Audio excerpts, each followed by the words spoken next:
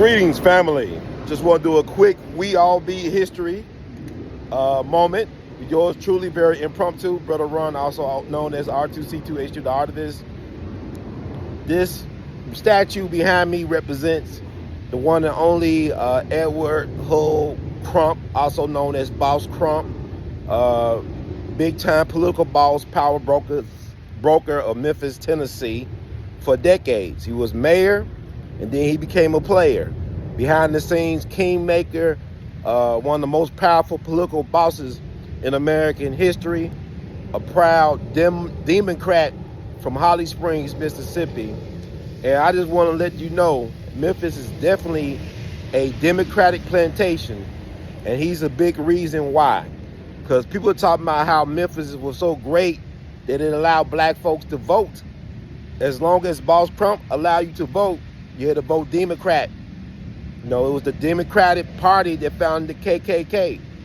Nathan Bedford Forrest, who was a Memphian and was an alderman at one point, notorious slave trader, first Grand Wizard of the KKK from Memphis, proud Democrat, was actually a delegate at the 1868 convention. So Boss Crump disenfranchised black folks, but as long as we voted Democrat, we could vote. Boss Crump got his power through manipulating the Church family. As Robert Church Sr. is the real benefactor and savior of Memphis. Arguably the first black millionaire of the South. He saved the city when it lost its charter due to the yellow fever epidemic back in the late 19th century. He brought the first bond for $1,000, had a lot of real estate in the Memphis area, and he brought the city back. And it was the Church family, in particular his son Robert Church Jr., very powerful Republican. It was a time that black folks used to vote Republican, because that was the party of Lincoln and Frederick Douglass. And it was the radical Republicans that tried to give black folks their 40 acres and a mule that helped advocate for the Civil War.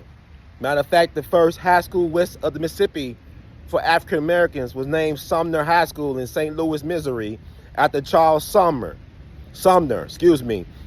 senator from the Northeast, I think Massachusetts, who actually was beaten almost to death on the congressional floor back in the 1850s by U.S. Congressional Rep. Preston Brooks from South Carolina, where the Civil War kicked off April 12, 1861 at Fort Sumter, South Carolina. But getting back to Memphis, Nathan Bedford Forrest, proud Democrat, first Grand Wizard of the KKK. Boss Crump came up to Memphis late 19th century. But in order to get political power, he had to control the black vote. So he reached out to Robert Church Jr., very powerful Republican, not only in Memphis and in the state of Tennessee, but also in the entire country. He was a well-respected Republican power player. So, but at this point, a lot of black folks were Republican. So in order for Boss Crump to become mayor or whatever and have power for decades, he had to get that black vote under control. Robert Church Jr. Was one of the co-founders of the NAACP branch, the National Association for the Investment of Colored People branch in Memphis. One of the co-founders, very powerful player in the Republican Party, locally, state, and nationally. So he co-opted Robert Church Jr. to give him the end. You got to understand, black people, black power is unity and solidarity. White power is divide and conquer. So Robert Church gave him the political en route to gain the black vote. That allowed him to gain power, keep power. But what was a turning point, Crump could not be trusted. He was a politician, a snake in the grass. As soon as FDR became the Democratic president in the White House back in the 30s, he double-crossed Robert Church Jr. Matter of fact, he ran the Church family out of Memphis and, in effect, the South. Robert Church family was ran out of here. The church auditorium was destroyed on Boss Crump orders and watch. You know what they don't? They got Church Park. They used to be one of the first black-owned and built auditoriums in the country. Church Auditorium, which is now known as Church Park, where people like President Teddy Roosevelt and the one and only Booker T. Washington would speak to thousands of black people. He made sure he destroyed that as well as used the church mansion in South Memphis on Parkway for a fire demonstration in the early 50s. He actually burned down this amazing symbol of black power, black excellence, black wealth of the South to demonstrate new fire equipment, fire safety equipment, which is ironic. And you think about what we lost as black people in Memphis when the church family was ran out of here and Boss Crump co-opted the black vote, keeping it for the Democratic Party for decades to come. This is for Landslide Johnson, or Lyndon B. Johnson, my bad, no, but President Johnson allegedly said that he'll keep black folks voting Democrat for the next 200 years. And I'm being polite as far as the language that was used attributed to him. So Boss Crump created the blueprint for that. And I'm glad that black people in 2024 are finally waking up from our slumber. It's time to get back on track, get back on business. And what was lost when the Church family left Memphis, was forced out of Memphis, is this.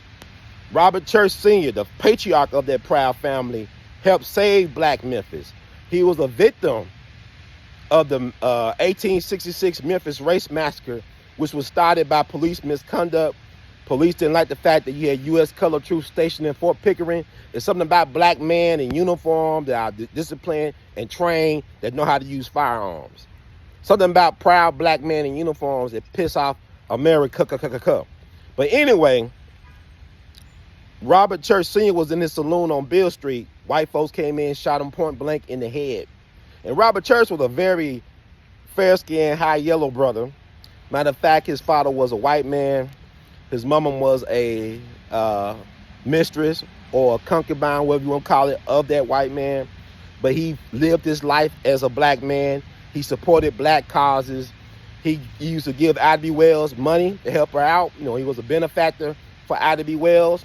It's my understanding when the People's Grocery lynching and the aftermath of that in 1892, a lot of black folks moved west and settled in Oklahoma, what we now know to history as Black Wall Street. I heard that Robert Church Sr. was an early investor in black settlements in Oklahoma territory, and I think including Black Wall Street. But what you lost is that the Church family, or Robert Church Sr., started the bank, or I think his son, and they started the Solvent Savings Bank on Beale Street.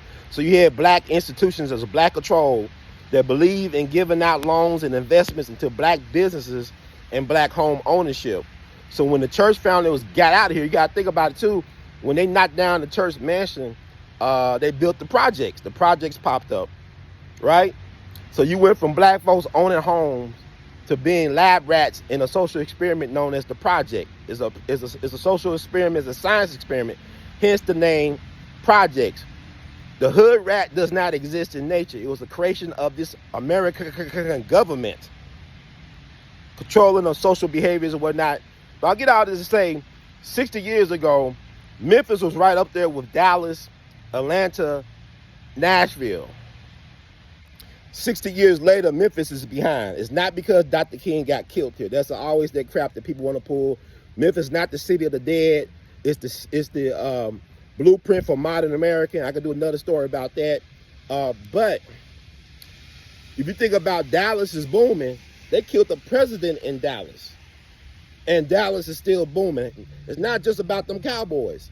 So you got to think about what is going on in Memphis, why Memphis can't prosper for the majority of black people here. It's because you got to go back and look at this legacy. To me, this statue is more offensive than the Nathan Bedford Forrest statue that was on Union Avenue that was on top of the remains of Nathan Bedford Forrest and his wife.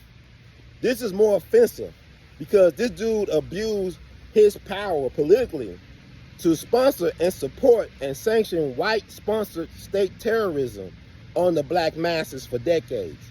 W.C. Handy, the great, the father of the blues, right? Composer, band leader, W.C. Handy, he wrote Boss Crump's campaign song, which became known to us today as the Memphis Blues. So I just want to not give y'all the blues today, but I want y'all to recognize we owe nothing to the Democrats.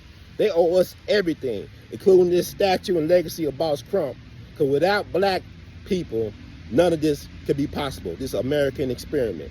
So I just want to tell y'all this, and I'll sign off, and y'all have a great day. Words great to Gelton. We love you madly.